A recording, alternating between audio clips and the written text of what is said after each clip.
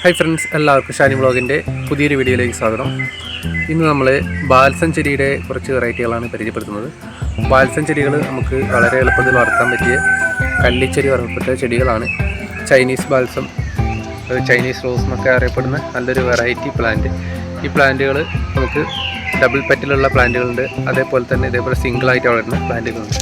ഇത് അതിൽ സിംഗിളായിട്ട് വളരുന്ന പ്ലാന്റ് തന്നെയാണ്, ഒരു നല്ലൊരു വെറൈറ്റിയാണ്. ഈ പ്ലാന്റുകളുടെ പ്രത്യേകത നമുക്ക് പൂക്കൾ എന്നും പൂക്കളുണ്ടാവും എന്നുള്ളതാണ്. ഇത് ചെടികളിൽ ഏകദേശം നമ്മൾ ചെടി നട്ട് 2-3 മാസം ആകുമ്പോഴേക്കും അതിൽ വളർന്ന് പൂക്കളായി, പിന്നെ 5-6 മാസം ഇതേപോലെ നിറയെ പൂക്കൾ വന്നുകൊണ്ടേയിരിക്കും.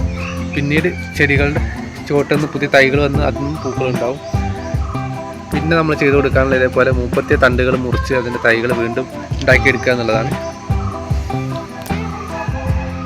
പുതിയ ചെടികൾ ഒരു തവണ ഉണ്ടായി കഴിഞ്ഞിട്ടുണ്ടെങ്കിൽ അത് അതിൻ്റെ അവസാനം 5-6 മാസം കഴിയുമ്പോഴേക്കും പൂക്കളൊക്കെ ഇല്ലാതെ മുരടിച്ച് കഴിഞ്ഞിട്ടുണ്ടെങ്കിൽ വീണ്ടും അതിൻ്റെ തൈകൾ ചുവട്ടിൽ നിന്ന് പൊട്ടി വരുമ്പോൾ നമ്മൾ അതിൻ്റെ തൈകൾ പൊട്ടിച്ചോ അല്ലെങ്കിൽ 30 തണ്ടുകൾ മാറ്റി നട്ടോ നമുക്ക് വേറെയും തൈകൾ ഉണ്ടാക്കിയെടുക്കാൻ സാധിക്കും.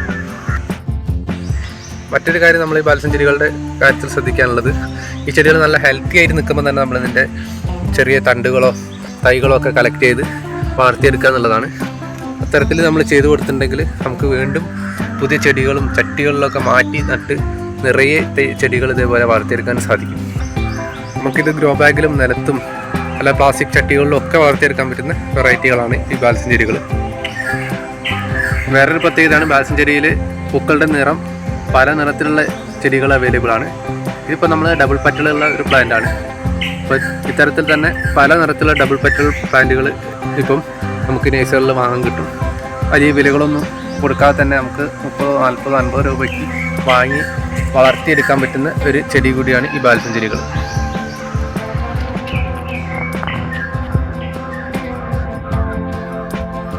അപ്പോൾ ഇത്രയൊക്കെയാണ് നമ്മുടെ ബാൽസം ചെടികളുടെ വിശേഷങ്ങൾ. അതിന് നമ്മൾ ചെടികൾ വളർത്തുന്ന സമയത്ത് കുറച്ച് ഹെൽത്തിയായി വളർന്നു കഴിഞ്ഞിട്ടുണ്ടെങ്കിൽ അതിൻ്റെ എങ്ങനെയെങ്കിലും നമ്മൾ തൈകൾ ഉണ്ടാക്കിയെടുക്കാൻ ശ്രമിക്കേണ്ടതാണ്. അല്ലെങ്കിൽ നമ്മുടെ ചെടികൾ ചില സമയത്ത് ഫംഗൽ ഇൻഫെക്ഷനൊക്കെ വന്ന് പെട്ടെന്ന് കേടായി പോകാനൊക്കെ സാധ്യതയുണ്ട്. ആ സമയത്ത് നമുക്ക് പുതിയ തൈകളില്ലെങ്കിൽ ചെടി പൂർണ്ണമായിട്ട് നമുക്ക് നഷ്ടപ്പെടാനൊക്കെ സാധ്യത ഉള്ളതുകൊണ്ട് തന്നെ നമ്മൾ ചുവട്ടുന്നോ ആ രീതിയിൽ കട്ടിങ്ങുകളൊക്കെ എടുത്ത് കുറേ തൈകൾ വളർത്തിയെടുക്കാൻ ശ്രമിക്കുക. അപ്പോൾ ഇന്നത്തെ വീഡിയോ എത്ര മാത്രം. വീഡിയോ ലൈക്ക് ചെയ്യാൻ മറക്കരുത്. മറ്റൊരു വീഡിയോയിൽ കാണുന്നവരെ എല്ലാവർക്കും ബൈ ബൈ.